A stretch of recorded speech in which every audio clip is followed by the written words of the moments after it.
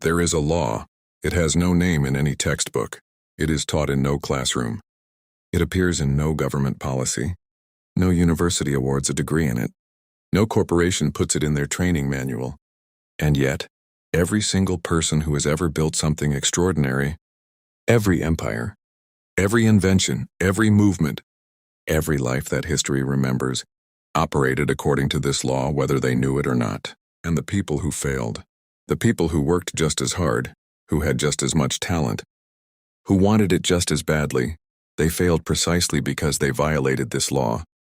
Not consciously, not deliberately, but they violated it nonetheless.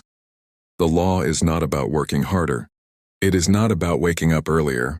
It is not about networking or investing or optimizing your morning routine. It is about something that lives so deep inside you that most people go their entire lives without ever finding it, without ever knowing it exists, without ever understanding that the difference between the life they are living and the life they were capable of living comes down to one thing, one invisible, misunderstood, almost universally ignored thing. Napoleon Hill spent 20 years of his life, 20 years, interviewing over 500 of the most successful human beings who had ever lived. He sat with them, he studied them, he dissected their habits and their philosophies and their failures and their breakthroughs. And at the end of those 20 years, he found the law. Today we are going to talk about what it is. And more importantly, we are going to talk about why you already have everything you need to use it. It is 1908. A young journalist named Napoleon Hill is given the most unusual assignment of his career. Andrew Carnegie, the steel magnate, the richest man in the world, the son of a poor Scottish weaver who had built the most powerful industrial empire in American history, invites Hill to his home for what is supposed to be a 3-hour interview. The interview lasts 3 days. Over those 3 days, Carnegie tells Hill something that stops him completely. He tells him that the secret to his success, and the success of every great person he has ever known, is not talent. It is not education. It is not timing or luck or birth or circumstance. It is something that Carnegie calls a definite chief aim. And then Carnegie does something remarkable. He challenges Hill. He says, I have been looking for someone to take this philosophy, this hidden law, that I and others like me have used to build everything we have and give it to the world, to write it down so that ordinary people, people without my advantages, people without my connections, can access the same power. Carnegie does not offer to pay Hill for this work. He offers only the introductions, the access, the 20 years of doors that Carnegie's name can open. Hill, 25 years old, broke, with no guarantee that any of it will ever amount to anything, shakes Carnegie's hand. 20 years later, he publishes Think and Grow Rich. It becomes one of the best-selling books in human history. It has sold over 100 million copies. It has been cited by more self-made millionaires as the single most influential book in their journey than any other work ever written. And at the center of it, the beating heart of everything Hill discovered in those 20 years of research, is the law that nobody talks about. The law of burning desire, not casual desire, not the kind of wanting that fades when things get difficult, not the preference you feel when you imagine a better life from the comfort of where you are right now. Burning desire. The kind that consumes you, the kind that reorganizes your entire life around itself, the kind that turns obstacles into fuel and setbacks into information and failure into temporary data on the way to inevitable success. And before you tell yourself that you already have that you already want it badly enough, I need you to listen very carefully to what comes next. Let us be honest about something. Most people do not have burning desire. They have wishful thinking dressed up as desire. There is a difference, and that difference is the entire distance between the life you are living and the life you are capable of living. Wishful thinking says, I would love to have that. I hope it happens. I'm going to try. I will give it my best shot and see what happens. Burning desire says, this will happen. I do not know how yet. I do not have the resources yet. I cannot see the full path yet. But this will happen because I have decided it will, and I am not negotiating that decision with anyone, including myself. Napoleon Hill interviewed a man named Edwin Barnes. Barnes had one burning desire. One. He wanted to work alongside Thomas Edison, not for Edison, alongside him, as a partner, as an equal. He had no money. He had no education. He had no connections to Edison or to anyone in Edison's world. He had nothing that the world would recognize as a qualification for what he wanted. He showed up at Edison's laboratory in New Jersey, having traveled across the country in a freight train because he could not afford a ticket. He stood in front of one of the most famous men in America and told him, with the complete calm of someone who had already decided the outcome, that he had come to go into business with him. Edison later said that what struck him about Barnes was not his plan. He did not have a plan. It was not his credentials. He did not have credentials. It was the look in his eyes. The look of a man who had already decided. Edison gave him a minor job. Barnes took it. Not as a consolation prize, not while secretly looking for something better. He took it as the first step toward the only destination he had ever decided on. He watched. He learned. He waited. Not passively, but with the active patience of someone who knows that what they are building cannot be rushed, but also cannot be stopped. Years later, Edison invented a new product, the Edison dictating machine. His own sales force did not believe it would sell. They dismissed it. They pushed it aside. Barnes saw it differently. He went to Edison and made him a proposal. He would sell the machine to the entire country. He believed in it completely. Edison agreed. Barnes made a fortune. He became exactly what he had declared in that freight yard before he had a single reason to believe it was possible.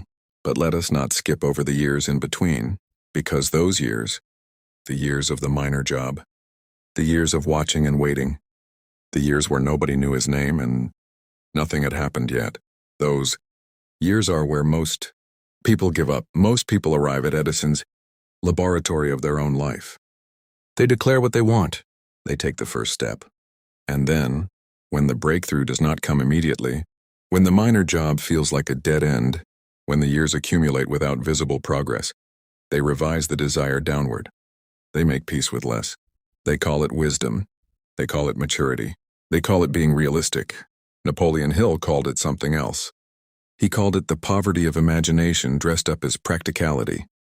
And it is the single most common reason that extraordinary lives are never lived by the people who were born to live them. There is a moment in every great story where the law activates, not the moment of visible success, not the announcement, the achievement, the arrival. That moment is just the delivery of something that was set in motion long before. The real turning point is always quieter. It is always more personal.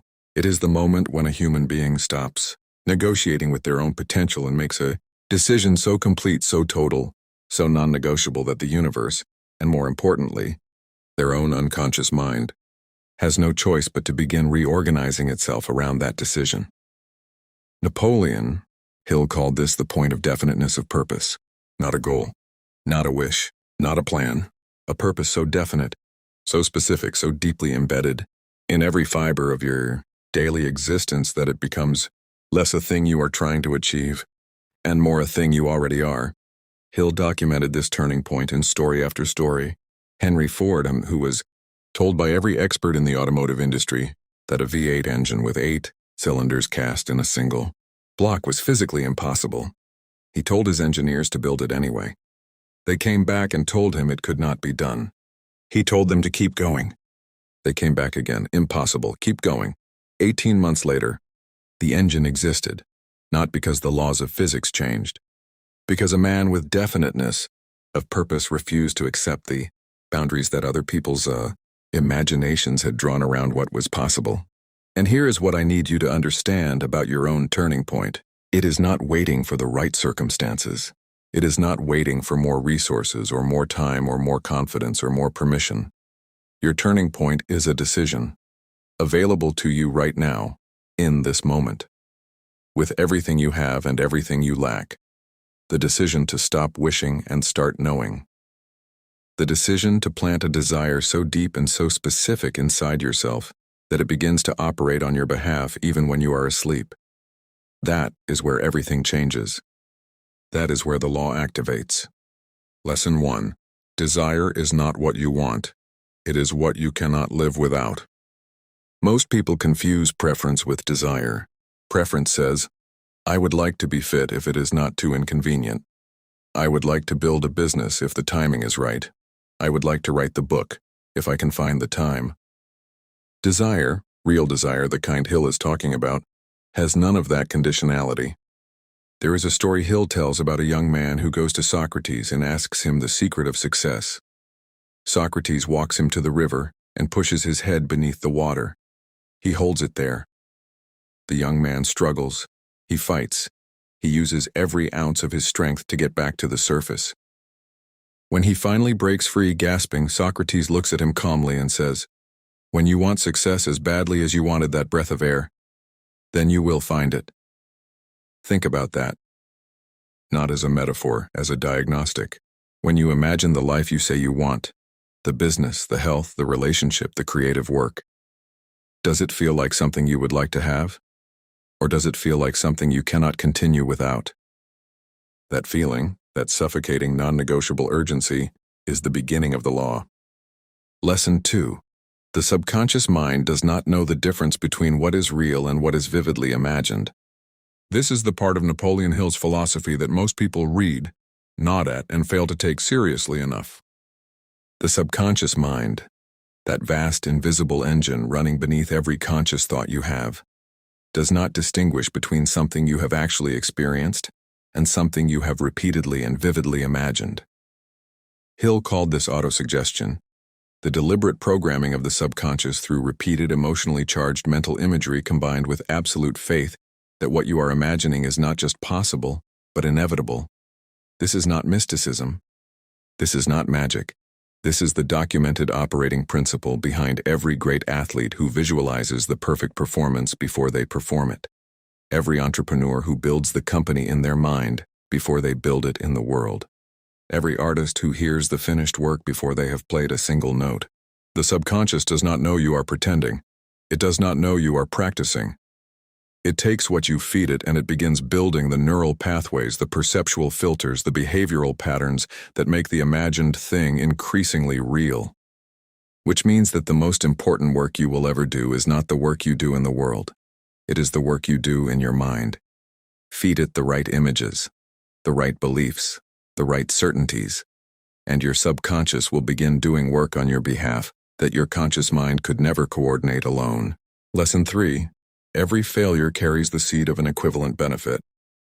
This is perhaps the most practically powerful idea Napoleon Hill ever recorded, and it is the idea that most people dismiss most quickly. Because when you are in the middle of a failure, a real one, a devastating one, the kind that takes something you built or something you loved or something you believed in and reduces it to rubble, the last thing you want to hear is that there is a seed of benefit hidden inside it. It sounds like a platitude. It sounds like something people say when they cannot think of anything useful to offer. But Hill did not arrive at this idea philosophically. He arrived at it empirically, through hundreds of documented case studies of people who lost everything and found something greater on the other side. He documented the story of a businessman who lost his entire fortune and used the clarity that loss produced to build a new business in a different field that made him wealthier than he had ever been. He documented inventor after inventor who found the breakthrough they were actually looking for only after the approach they were certain would work collapsed completely. The failure was not the obstacle to the destination. The failure was the redirection toward a better destination than the one originally intended. And the only people who received that redirection, the only people who found the seed, were the people who refused to let the failure become their final definition. The people who looked at the rubble and said, "There is something here. I do not know what yet, but I am going to find it." Have you been letting your failures define you instead of direct you? Because the law is not suspended in the presence of failure. The law is most powerfully at work precisely there. I want to tell you something that Napoleon Hill wrote near the end of his life. Something that did not make it into the famous book. Something that lived in his personal notes and his later writings. Something that is perhaps the most honest thing he ever committed to paper. He wrote about his own son. His son Blair was born without ears, completely deaf. In an era when the medical community offered no hope and no solution. In a time when a child born without hearing was expected to live a diminished life. Institutionalized, isolated, quietly set aside by a world that did not know what to do with difference. Napoleon Hill refused to accept that, not with anger, not with denial. With the same burning desire, the same definiteness of purpose, the same absolute refusal to negotiate with limitation that he had spent his entire career documenting in other people. He spent years, quietly, persistently, consistently, communicating to his son through vibration, through touch, through every alternative pathway that a mind determined to find a way could discover. He transmitted to that boy, from the earliest possible age, the absolute certainty that his deafness was not a ceiling. Blair Hill eventually developed functional hearing, not through any medical miracle, through the sheer force of a father's burning desire transmitted into a child's developing mind, through the law operating at its most intimate and most profound level. And Hill wrote, with an honesty that cost something to read, that this was the moment he truly believed his own philosophy. Not when he had documented it in 500 successful people. Not when the book had sold millions of copies. Not when the philosophy had changed the lives of people around the world. When his deaf son heard, that is what the law looks like when it is real. Not a strategy, not a technique. A father's refusal to accept a smaller life for someone he loves. And here is what I need you to feel right now. You have someone in your life. Maybe it is a child, maybe it is a partner, maybe it is a community, maybe it is just your own future self, who needs you to operate according to this law. Who needs you to stop wishing and start knowing? Who needs your desire to be burning, not flickering? Who needs you to look at the life you are capable of living and refuse, absolutely, permanently, non-negotiably refuse, to accept anything less? That refusal is not selfishness. That refusal is the most powerful act of love available to a human being. So here is where we end, not with information, with a challenge. Napoleon Hill gave us the law. 20 years, 500 people, 100 million copies. And the law has been available to anyone willing to read it and apply it for nearly a century. And yet, most people still live wishful lives instead of burning ones. Not because the law does not work, because applying the law requires something that information alone can never provide. It requires a decision. So right now, not after this video, not when you have thought about it more, not when the timing is better. Right now, I am asking you to do one thing.